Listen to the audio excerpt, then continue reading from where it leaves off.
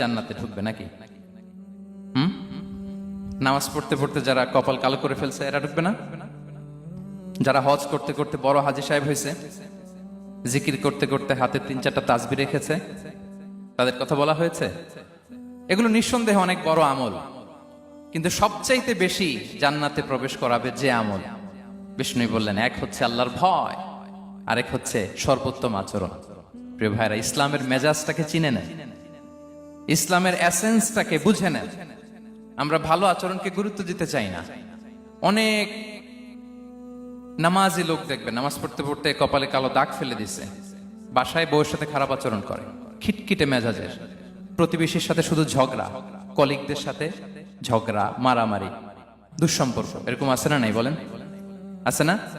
কিন্তু নামাজি, অনেক বড় হাজি, একদিনও কোরআন তেলাওয়াত মিস হয় না, তো এত আবাদত করেও সে ইসলামের আসল এসেন্সটাকে ধরতে পারে নাই।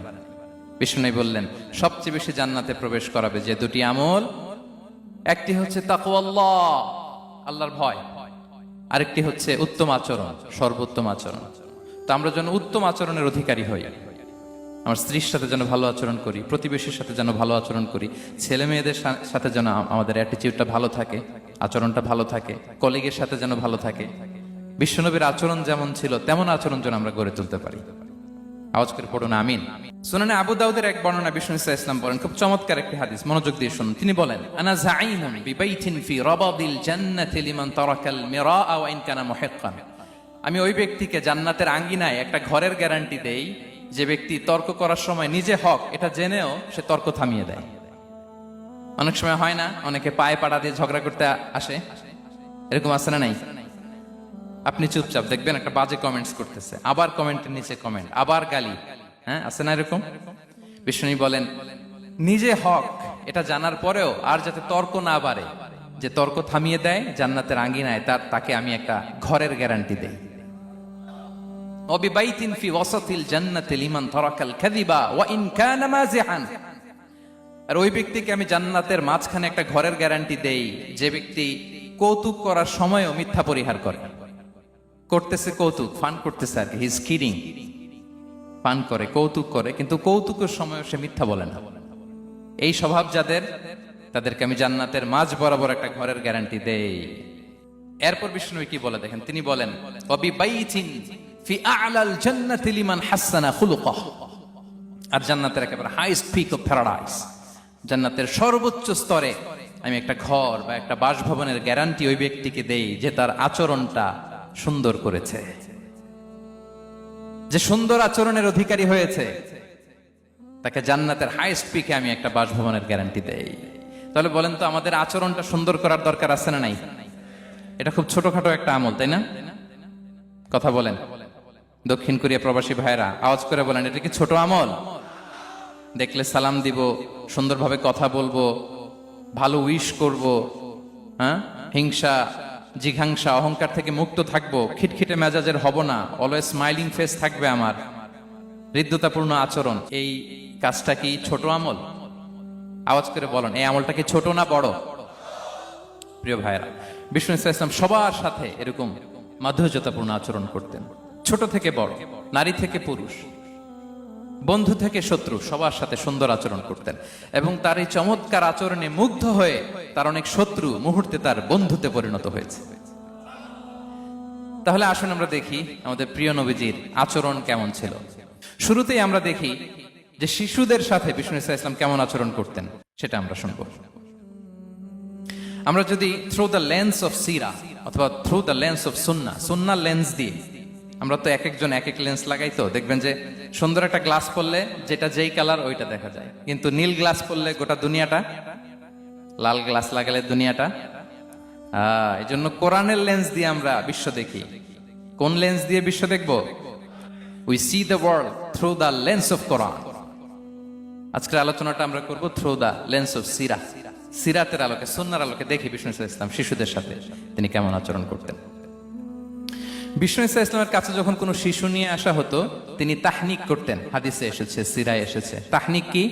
খেজুর চিবিয়ে খেজুরের মিষ্টি রস লালাসহ বাচ্চার মুখে লাগিয়ে দিতেন। আলেমদের কাছে, অনেক আলেমদের কাছে আসে আমার কাছে অনেকে এসেছে বাচ্চাদেরকে নিয়ে, তো আমরা এই সুন্নাহর উপর আমল হিসেবে খেজুর চিবিয়ে এর রসটা মুখে ঢুকিয়ে দিয়েছি। বারাকা, বিষ্ণু ইসলামের বারাকা নেওয়ার জন্য আসতো ছোট্ট বাচ্চাদেরকে নিয়ে। মদিনায় যখন সাহাবারা হিজরত করলেন মক্কা থেকে, মুসলিমদের ঘরে সন্তান সন্ততি নাই, বাচ্চা কাচ্চা হয় না। ইহুদিরা টিটকারি করে, এই তো মুসলমানদের সন্তান নাই। সর্বপ্রথম যেই সন্তান হয়েছে তিনি হচ্ছেন আয়েশা রাদিয়াল্লাহু তাআলা আনহার বড় বোন আসমা বিনতে আবু বকরের ঘর উজাড় করে এক সন্তান এসেছে, পুত্র সন্তান, নাম হচ্ছে আব্দুল্লাহ। কি নাম? আব্দুল্লাহ ইবনে জুবাইর।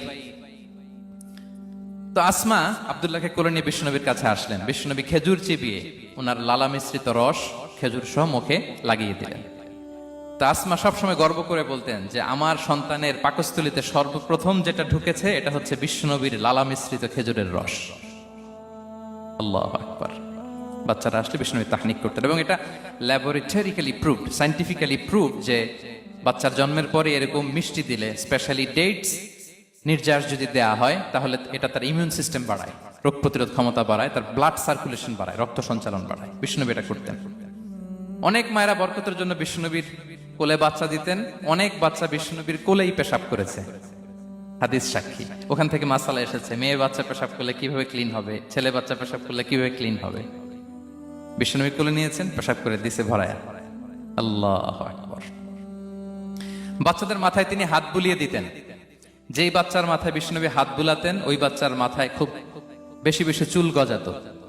সুবহানাল্লাহ পড়বেন না? এক ভণ্ড, সেও ছিল নবী দাবিদার, মুসাইলামাতুল কাযযাব। সে নবীকে কপি করত, নবী যা যা করতো তাই করত। তো সেও তার এলাকায় অনেক বাচ্চাদের মাথায় হাত বুলাই দিতে শুরু করলো, যে মোহাম্মদ বাচ্চার মাথায় হাত বুলালে বাচ্চার মাথায় চুল বড় হয়, আমিও তাই করবো। সে বলতো আমিও নবী। সে বলতো নবু আনিস শুনলি ওয়ানিস শুনলাকে মোহাম্মদ, হে মোহাম্মদ, নবু তোমার অর্ধেক আমার অর্ধেক। কি মামুর বাড়ির আবদার দেখছেন? বলে আমারটা আমাকে বুঝিয়ে দাও। তো নবীকে কপি করতো। বিশ্বনবী কুয়ার মধ্যে লোনা পানির কুয়ায় থুতু ফেললে মুহূর্তে লোনা পানির কুয়া মিঠা পানির কুয়ায় পরিণত হতো। তো এই বদমাসটা যখন কপি করে থুতু মারছে ওদের এলাকার কুয়ায়, ওটা ছিল মিঠা পানি, ওটা মুহূর্তের মধ্যে লোনা পানির কুয়া হয়ে গেছে। তো বিশ্বনবীকে কপি করে সে তার এলাকার নবজাতক বাচ্চাদের মাথায় যখন হাত বুলিয়ে দিতে শুরু করলো, পরবর্তীতে দেখা গেল ওই বাচ্চাগুলো আজীবন ছিল টাক মাথা। চুল বাড়বে তো দূরের কথা, এদের মাথায় চুলই ওঠে নাই। আল্লাহু আকবার। মুজিজাতুন নবী। তো বিশ্বনবী মাথায় হাত বুলিয়ে দিতেন, বাচ্চাদেরকে চুমু খেতেন। আপনারা বাচ্চাদেরকে কোলে নেবেন, আদর করবেন, চুমু খাবেন, বিশ্বনবীর সুন্নাহ এটা। বাচ্চাদের সালাম দিতেন। মাঝে মাঝে বাচ্চাদের সাথে মজা করতেন, তাদের সাথে খেলাধুলা করতেন। বাসার সময় পেলে এটা করবেন, ছেলেমেয়েদেরকে নিয়ে খেলতে নেমে যাবেন।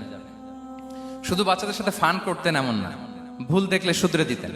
এক ছোট্ট বাচ্চা কোলে বসে খাবারের প্লেট থেকে এখান থেকে ধরে ওখান থেকে ধরে, তাও বা হাতে। বিশ্বনবী বললেন, ইয়া গোলাম সাম্মিল্লাহ, বিসমিল্লাহ বলো। কুলবি ইয়ামিনি, বা হাতে নয় ডান হাতে খাও। ওয়া কুল মিম্মা ইয়ালিক, আর এদিক সেদিক থেকে নয়, তোমার সামনে যেটা আছে ওইটা খাও। সুবহানাল্লাহ। শুধরে দিতেন। সাদাকার খেজুরের স্তূপ ছিল, জাকাতের খেজুর। হাসান রাদিয়াল্লাহু তাআলা আনহু, বিষ্ণু ইসলামের দহিত্র, ছোট্ট মানুষ, হাঁটতে হাঁটতে যে খেজুরের স্তূপের দিকে খেজুর নিয়ে খেলতে যায়, হঠাৎ একটা খেজুর খেতে আরম্ভ করলেন। বিষ্ণু বললেন, কেখ কেখ, থামো থামো, ওয়াক থু থু। আমরা যে বাংলা ওয়াক থু বলি, এটার আরবি হচ্ছে কেখ। মানে এই নানা ভাই, রাখো রাখো রাখো। আলা তাআলাম ইন্না লা নাকুলুস সাদাকা। নানা ভাই, তুমি জানো না আমরা হাশিমি খানদানের, আমরা সাদাকার মাল খেতে পারি না। আঙ্গুল ঢুকিয়ে মুখ থেকে খেজুর বের করে দিলেন। সুবহানাল্লাহ। এভাবে ছোট্ট বাচ্চাদের ভুলগুলো শুধরে দিতেন, কারেকশন করতেন। সুনানে নাসাইতে এসছে, কেন রাসূলুল্লাহ সাল্লাল্লাহু আলাইহি ওয়াসাল্লাম ইয়াজুরুল আনসার, তিনি যখন আনসারীদেরকে ভিজিট করতে যেতেন, ফায়ুসাল্লিমু আলা সিবিয়ানিহি, আনসারী বাচ্চাদেরকে সালাম দিতেন।